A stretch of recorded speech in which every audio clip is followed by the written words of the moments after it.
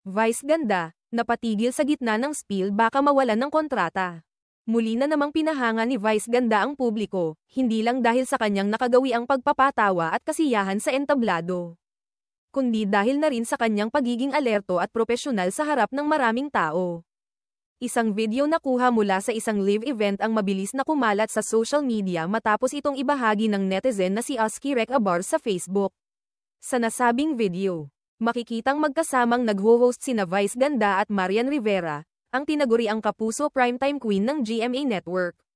Habang isinasagawa nila ang event, makikita ang kasiyahan at siglang hatid ng dalawa sa entablado.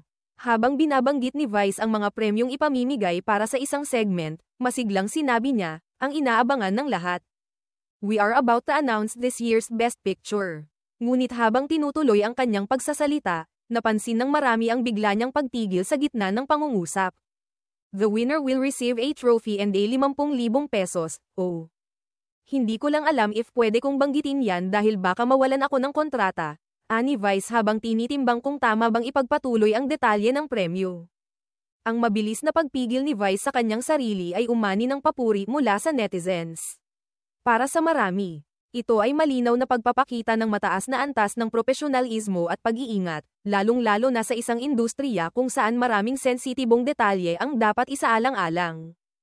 Tulad ng mga sponsor, eksklusibong kontrata, at network agreements.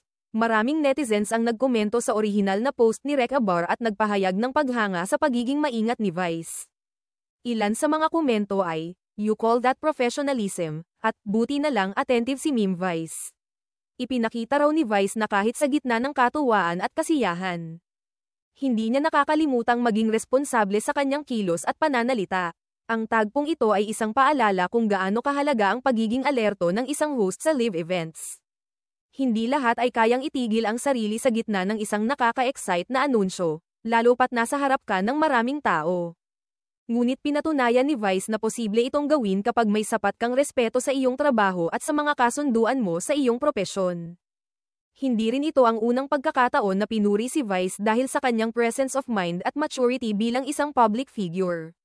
Sa maraming taon niya sa industriya, patuloy siyang hinahangaan hindi lang dahil sa kanyang talento, kundi pati na rin sa kanyang disiplina at respeto sa kanyang craft. Ang naturang insidente ay nagbigay ng panibagong dahilan upang lalong hanggan si Vice Ganda, isang artistang alam kung kailan dapat magpatawa, at kailan dapat maghinay-hinay.